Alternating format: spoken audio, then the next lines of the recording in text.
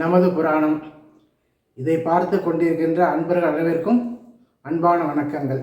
யமன்டேந்து தன் கணவனான சத்யவானை மீட்ட சாவித்திரி, சத்யவானை மீட்ட சாவித்திரி அல்லது காரடையார் நோம்பின் கதை. மந்திர தேசத்தில் அஸ்வபதிங்கிற ராஜா, அவன் ரொம்ப காலமாக குழந்தையே இல்லாமல் நல்லா இருந்து கஷ்டப்பட்டு இருக்கான். ஆனால் சிறந்த அரசாட்சியை நல்லா இது பண்ணிகிட்டு இருக்கான். அவன் பேரும் புகழத்தோடு இருக்கான். ஆனால் குழந்தை இல்லைன்னு கொஞ்சம் கவலையாக இருக்குது. அதுக்காக என்ன செய்கிறான், சாவித்திரி தேவியை நினச்சி, அது காயத்ரி மந்திரம். காயத்ரி மந்திரம்னா அந்த சாவித்திரி தேவியை நினச்சி, காயத்ரி மந்திரங்கிறது எல்லாருக்கும் தெரியும். ஆனால் காயத்ரிங்க மந்திரங்கிறது ஒரு பொதுவான பேர். அதாவது இப்போ ஒவ்வொரு சாமிக்கும் ஒரு காயத்ரி இருக்குது. கணேச காயத்ரி, முருகர் காயத்ரி, பைரவர் காயத்ரி, ஆஞ்சநேயர் காயத்ரி, ஒவ்வொரு சாமிக்கும் காயத்ரின்னு தனித்தனியாக இருக்குது. காயத்ரி மந்திரங்கிறது பொதுவாக சொல்கிறது சாவித்திரி தேவியை வச்சு காயத்ரி மந்திரத்தை 1,00,000 ஆவர்த்தி காயத்ரி மந்திரம் ஜபம் பண்ணிவிட்டு அதுக்கு ஹோமெல்லாம் பண்ணி இது பண்ணி தேவியை வழிபடுறான். அப்புறம் தேவி தோன்றி உனக்கு குழந்தை புத்திர பாக்கியம் சீக்கிரம் உண்டாகும்னு சொல்லிட்டு அருள் பண்ணிட்டு நினைக்கிறாங்க. அப்படியே உரிய காலம் வருது. வந்தவொடனே ஒரு பொன் குழந்தை பிறகுறான். அந்த குழந்தைக்கு சாவித்திரி அப்படின்னு பேர் வச்சு ரொம்ப அழகாகவும் சிறந்த அறிவாற்றலோட ரொம்ப நல்லா திகழ்ந்து வருது. அதுக்கு உரிய காலம் வரும்போது, விவாக காலம் வரும்போது அது கல்யாணம் பண்ணுறதுக்காக ஏற்பாடு பண்ணுறான். நிறைய பேர் இவ்வளோ அழகும் திறமை இருக்கிற பொண்ணு நமக்கு நமக்கு சரியாக வராது அப்படின்னு சொல்லியே நிறைய பேர் தெரிவு பண்ணிட்டாங்களாம். அது விவாக காலம் இது ஏற்பாடு பண்ணி இது பண்ணாக்கா கைப்பிடி வரவே இல்லை விவாகம். அதுக்காக ராஜா பண்ணுறது ஒரு 3 வருஷ காலம் பார்த்தாங்க. 3 வருஷ காலம் வரலையே கல்யாணம் செட் ஆகலைன்னா அதுக்கப்புறம் பொண்ணுகிட்ட சொல்லிட்டார், நீயே உனக்கு தேர்ந்த கணவனாக பார்த்து தேர்ந்தெடுக்கோ, கொஞ்சம் பொருள் இது பண்ணி விட்டு ராஜாங்கத்தில் நீ எங்கே வேணால் போய் பாரு, உனக்கு தகுந்த வரனை நீயே பார்த்து தேர்ந்தெடுத்துக்கோன்னு சொல்லலாம். அப்புறம் தான் சாவித்திரி தேவி கூட 2-3 தோழிகளோட தேரில் கொஞ்சம் பொருட்களோட சேர்ந்து போயின்னு இருக்கா. போயின்னு அப்படியே எல்லா இடத்துக்கும் சுற்றி பார்த்துன்னு வந்துட்டுருக்கா. அப்போ தான் அங்கே ஒரு காட்டு வழியாக அந்த காட்டில் சத்தியவானை பார்க்குறான். பார்த்தவொடனே அவன் நல்ல சிறந்த தேசத்தில் ரொம்ப நல்லா இருக்கான். அவன்கிட்ட பேசுகிறான். அவன் சொன்னோடனே அவன் அப்பா பக்கத்தில் நாட்டில் ராஜ்யத்தை ஆண்டு இருந்தவர் தான். திடீர்னு கண்ணு 2 அவருக்கு தான் தெரியாத போயிடுச்சு. அப்போ பக்கத்து ராஜ்யத்துலேருந்து வர ராஜா அவரை இது பண்ணி அந்த ராஜ்யத்தை அபகரிச்சுட்டு அவனை துரத்தி விட்டுட்டாங்க. அதான் அந்த காட்டில் இருக்காங்க. அதாவது ஜிமசேனன் பேர் அந்த ராஜா, அவருடைய மகன் சத்யவான் அந்த காட்டில் இருந்துட்டுருக்காங்க அப்படியே. அப்போ அவர்கிட்ட பேச உடனே சத்யவான்கிட்ட பேசும்போது சத்யவான் ரொம்ப சிறந்த அறிவாளியும் ரொம்ப இதாகவும் நல்லா திகழ்றான். அதை பார்த்த உடனே ரொம்ப அவளுக்கு ஆச்சரியமாக இருந்தது. அதுக்கப்புறம் பார்த்துட்டு அப்படியே அவள் பேசிட்டு நேராக அப்புறம் ராஜ்யத்துக்கு போகிறாள். ராஜ்யத்துக்கு போனவொடனே அங்கே போயிட்டு அப்பாக்கிட்ட சொல்கிறான், நீ போயிட்டு வந்தியா, என்னாச்சு, அவள் நல்லா வரன்னு தேர்ந்ததுயான்னு கேட்டோடனே அவள் சொல்கிறா, இதுமாரி ராஜா ஜிமசேனன் காட்டில் இருக்காங்க, அவருக்கு கண்ணு தெரியாமல் இருக்குது. ஆனால் அவள் பையன் அவள் பார்த்த சத்யவான் நல்லா பராக்கிரமசாலி, நல்லா இதெல்லாம் தெரிஞ்சவர் அவர் நான் தேர்ந்தெடுக்கேன் அப்படின்னு சொல்லிடுறார். அப்போது நாரதரங்க வரார். நாரதரங்க வந்தோடனே என்னம்மா என்ன எப்படின்னு விசாரிச்சுட்டு அதுக்கப்புறம் சொல்கிறார், இதுமாரி இப்போ ராஜா சொல்கிறார், இதுமாரி பொண்ணு நான் இதுமாரி அனுப்பிச்சிருந்தேன், அவள் வரன் தேர்ந்தெடுத்துருந்துருக்கா, உங்களுக்கு தெரியும், உங்களுக்கு தெரிஞ்சுட்டு தெரியாத யார் இருக்காங்க, அவளை பற்றி உங்களுக்கு தெரியுமான்னு சொல்லிட்டு நாரதர்கிட்ட கேட்குறாரு. நாரதர் ஓ அப்படியா, ரைட்டு அப்படி சொல்லிட்டு, ஆனால் ராஜாட்ட ராஜா சொல்கிறாரு, சத்தியவான் ரொம்ப நல்லவன் தான், இது ரைட் தான், ஆனால் அவனுக்கு ஆயுள் இன்னும் 1 வருஷம் தான் இருக்குது, அதனால் வேண்டாமே இந்த வரன் அப்படி சொல்கிறாரு. ராஜாவுக்கு ரொம்ப இதாக இருக்குது. ராஜா பொண்ணுட்டு சொல்லி பார்க்குறாரு, இது வேண்டாமா, வேறு ஏதாவது வரன் பார்க்கலாம் அப்படின்ட்டு. இல்லை, நான் பார்த்து வேறு பேசி எல்லாம் இது பண்ணிட்டு இருக்கேன், என் மனசில் நான் கணவனாக இது பண்ணிட்டேன், அதனால் நான் அவ்வளோதான் பண்ணப்பேன் அப்படி சொல்கிறேன். அப்புறம் நாரதர் சொல்கிறாரு, இல்லை அவர் நல்லவன் தான், பராக்கிரமசாலி, நல்ல விதையாக தெரிஞ்சவர் தான், அவனுக்கு ஆனால் ஆயுள் 1 வருஷம் தான் இருக்குது அப்படின்னு சொல்கிறாங்க. அவளுக்கு ரொம்ப மனசுக்கு இதாக இருக்குது. இல்லை நீங்கள் இதுக்கு ஏதாவது உபாயம் ஒன்று சொல்லுங்கன்னு சொன்னேன். அதுக்கப்புறம் அவர் நாரதர் சில விரத முறைகள்லாம் சொல்லி கொடுக்குறாரு. சொல்லி கொடுத்து நீ இது பண்ணு, பரவாயில்ல பண்ணிவிடுங்க அப்படின்னு சொல்லிட்டு ராஜாட்டியே நீங்கள் அதையே கல்யாணம் பண்ணி வச்சுருக்கோம், ஒன்றும் பிரச்சனை இல்லைன்னு சொல்லிட்டு போயிடுறாரு. அந்த சத்திய நேராக காட்டுக்கு எல்லாரோடையும் எடுத்துகிட்டு போய் காட்டில் போய் இது பண்ணி அவங்க 2 பேரும் விவாகம் பண்ணி வைக்கிறாங்க. கல்யாணம் பண்ணி வைக்க உடனே புருஷன் இருக்கிறதுல தான் நான் இருப்பேன்னு சொல்லிட்டு சாவித்திரி தேவி அங்கேயே இருந்துடுறா. இவங்களாம் நாட்டுக்கு வந்துடுறாங்க. அவள் 2 பேரும் அந்த இடத்துல இருந்துட்டுருக்காங்க. அவளுக்கு ஆரம்பத்தில் ரொம்ப சந்தோஷமாக நல்லா இருந்துருக்காங்க. அவங்க நாள் ஆக ஆக 1 வருஷம்தான் ஆயுள் சொல்லியிருக்காங்களே, என்ன பண்ணுறது சொல்லி பார்க்குறார். அந்த காலம் வரும்போது ஒரு 3 நாளுக்கு முன்னாடி, ஒரு வருஷத்துக்கு வர்றது 3 நாளைக்கு முன்னாடி அந்த விரத பூஜையெல்லாம் பண்ணுறாங்க. பண்ணிவிட்டு ரொம்ப இதோட ரொம்ப பக்தியோடு அந்த இதெல்லாம் பண்ணிட்டு இருக்காங்க. பண்ணினவுடனே அந்த உரிய நாள் வரும்போது அன்றைக்கி வந்து சத்தியவான் செய்யலாம், நான் காட்டுக்கு போய் பழங்கள்லாம் கொண்டு வர போகிறேன் அப்படின்னு சொல்லி காட்டு பக்கம் போகிறான். அவள் சாவித்திரிக்கு தனியாக வர்றதுக்கு மனசு இல்லை, ஏன்னா அவளுக்கு முன்னாடி தான் தெரியும், யாருக்கும் சொல்லவும் இல்லாத. இல்லை இன்றைக்கி நானும் உங்கள் கூட வரேன் அப்படின்னு சொல்கிறான். என்னது எப்போது நான் மட்டும் தான் போவேன், நீ இன்றைக்கி வரேன்னு கூட வரேன்னு சொல்கிறேன்னு. சரி வா அப்படின்னு சொல்லிட்டு நீ போய் அப்பா அம்மாட்டையும் போய் நீ கேட்டு அனுமதி வாங்கிட்டு வா அப்படின்னு சொல்லிட்டு அவங்க அப்பா அம்மாட்ட போய் சொல்கிறேன், இன்றைக்கி நான் அவர் கூட நானும் காட்டுக்கு போயிட்டு வரேன், நீங்கள் அனுமதி கொடுக்கணும் அப்படின்னு சொல்லிட்டு வாங்க கேட்டவுடனே சரி போயிட்டு வா நாங்கள் பார்த்துக்குறோம், ஏன்னா சாயந்தரம் வந்துட போகிறீங்களா பார்த்துக்கலாம் அப்படின்னு சொல்லிட்டு அனுப்பி வைக்கிறாங்க. அவங்க காட்டுக்கு போயிடுறாங்க. காட்டுக்கு போய் இதெல்லாம் கொண்டு வந்தோடனே திடீர்னு சத்தியவன் செய்யலாம், என்னமோ தலை சுற்றுற மாதிரி இருக்குது, மயக்கமாக இருக்குது, என்னமோ போல இருக்குன்னு சொல்கிறான். உடனே வந்து சாவித்திரி தேவி சொன்னால் மடியில் படுத்துக்கணும்னு சொல்லிட்டு மடியில் படுக்க வச்சு அப்படியே பார்த்துட்டு இருக்கா. கொஞ்சம் நேரத்தை பார்த்தா எழுதா மாதிரி ஒரு பெரிய உருவம் வந்து நிற்குது. ஒரு கருப்பான உருவம் வந்து நின்ன உடனே சாவித்திரி தேவி பார்க்குறா.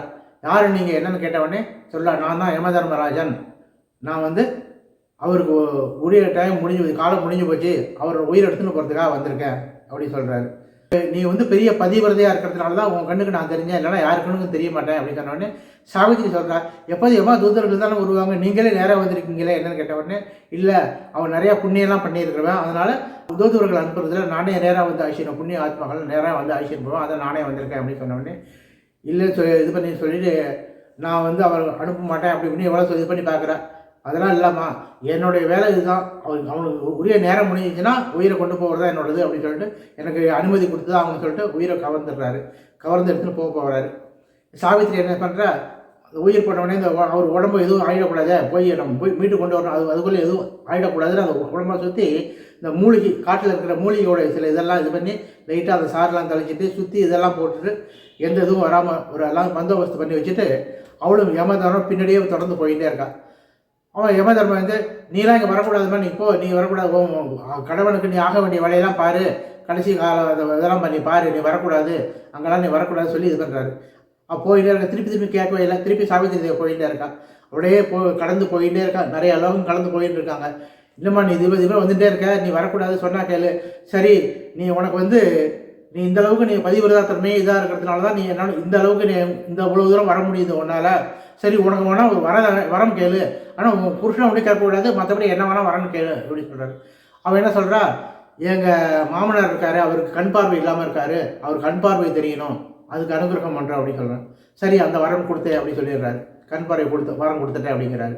திருப்பி இது பண்ணிட்டு யமதர் போயிட்டு இருக்கா. திருப்பி பின்னாடியே போயிட்டு இருக்கா. உனக்கு தான் வரம் கொடுத்துட்டேன், திருப்பி ஏன் பின்தொடர்ந்து வரேன் அப்படின்னு.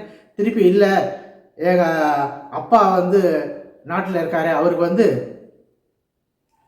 ஆண் வாரிசே இல்லை, அவருக்கு ஒரு ஆண் வாரிசு வரணும் தொடர்ந்து அது ஆள்றதுக்கு, அவருக்கு ஆண் வாரிசு கொடுத்து நீங்கள் தான் இது பண்ணணும்னு சொன்னோடனே சரி அதுவும் கொடுத்து அப்படின்னு சொல்கிறாரு. திருப்பி யமதர் போனால் கூடவே இல்லை. திருப்பி சாவித்திரி பின்னாடியே போயிட்டு இருக்கா.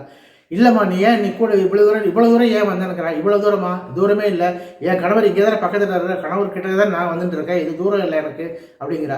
நீ ரொம்ப அறிவாற்றோட சிறந்தது ரொம்ப தான் பேசுகிற, நான் யார் தெரியுமா என்னையே அப்படின்னு சொன்னால், நீங்கள் யார் எனக்கு தெரியாதா, நீங்கள் சூரியனோட புத்திரன் தர்மராஜன், நீதிநிலை தகுந்த மாதிரி நடக்கிறவர் அப்படி இப்படின்னு அவர் புகழ்ந்து பேசினேன்னு என்ன எவரி யாரும் புகழ்ந்தே பேசினதில்லை, நீ இந்த அளவுக்கு புகழ்ந்து பேசுகிற, சரி பரவாயில்ல உனக்கு இன்னொரு வரமும் தரேன், சரி என்ன வர வேணும் கேளு, கணவன் உயிரை அப்படி கேட்கக்கூடாது, மீது என்ன வர வேணுமோ கேளு, இதோ யமலோகம் வந்தாச்சு, இதுக்கப்புறம் நீ உள்ளே வரக்கூடாது, உள்ளே போனால் யாரும் திரும்பி வர முடியாது, அதுக்கு இவன் கேட்கக்கூடாது, உனக்கு வர வேணும் கேட்டோன்னே எனக்கு வந்து சத்புத்திரர்களோட நல்ல நிறையா குழந்தைகள் வேணும் அப்படின்னு சொல்லி கேட்குறேன். சரி அவருக்கு ததாஸ்து அப்படின்னு சொல்லிடுறது, அதையும் கொடுத்துட்டே வைக்கிறாரு. அது அவருக்கு அவசரம், என்ன யமலோகத்துக்கிட்ட வந்துட்டா உள்ளே போகணும், உள்ளே போகிற அவசரத்தில் சரி என்னன்னு யோசிக்க கூட இல்லை, டக்குன்னு ததாஸ்து சொல்லிட்டாரு. திருப்பி விடவே இல்லை. இருங்க அப்படின்னு சொல்கிறார்.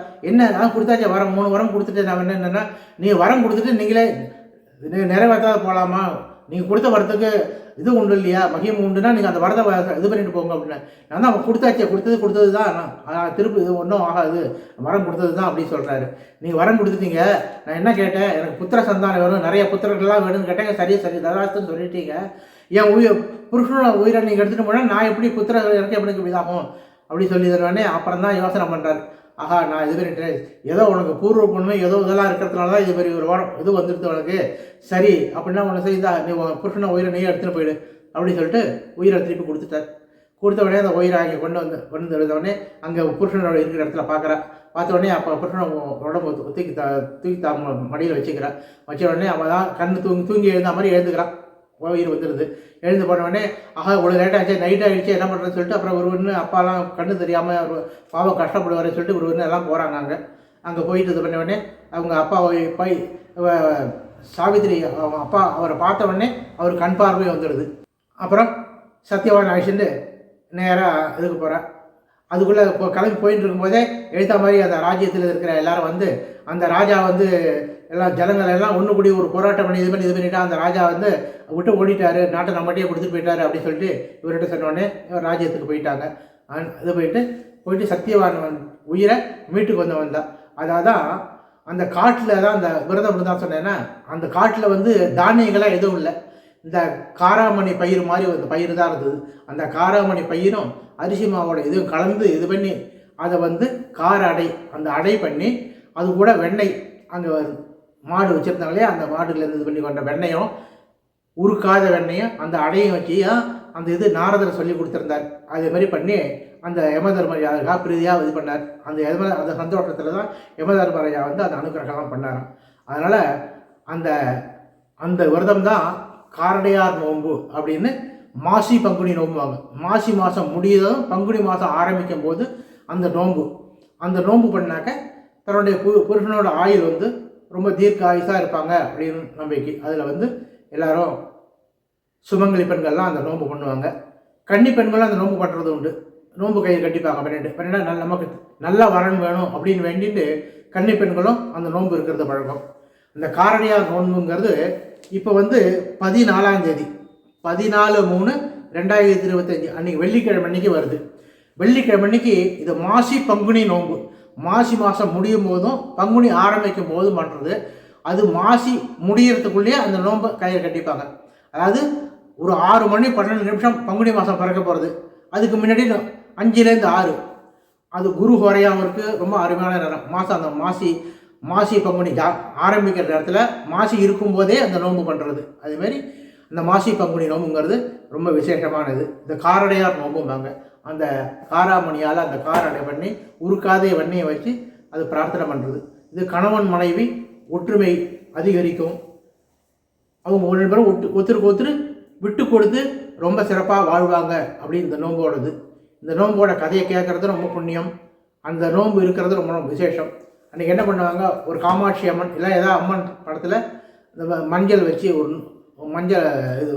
கயரில் மஞ்சள் தடவி மஞ்சள் ஒன்று அதில் கட்டி வச்சு அதில் அம்பாள்கிட்ட வச்சு இந்த காராமணி அடையும் வெண்ணெயை வச்சு நைவேத்தியம் பண்ணி அது ரெண்டு அந்த நோன்பு சுரட்டை கட்டிக்கிறது. இது மாதிரி காரடையார் நோம்புங்கிறது. அதான் யமன்கிட்டேருந்து தன் சத்தியவானோட உயிரை மீட்டு கொண்டு வந்த சாவித்திரியோடைய கதை இது. இதான் சத்தியவான சாவித்திரி ரொம்ப விசேஷமான இது நோன்பு. இதுதான் அந்த காரடையார் நோன்பு, மாசி பங்குனி நோன்பு அப்படின்னு சொல்கிறது. வெள்ளிக்கிழமை அன்னைக்கு சாயந்தரம் 5 மணிலேருந்து 6 மணிக்குள்ளே இந்த நோன்பு கரடி சட்டிக்கொள்ள நல்ல நேரம். அன்றைக்கி குரு ஹோரையாக இருக்கும். ரொம்ப நல்ல வெள்ளிக்கிழமையில் வருது. இந்த நோன்பு ரொம்ப சிறப்பாக இருக்கும் பண்ணுறது.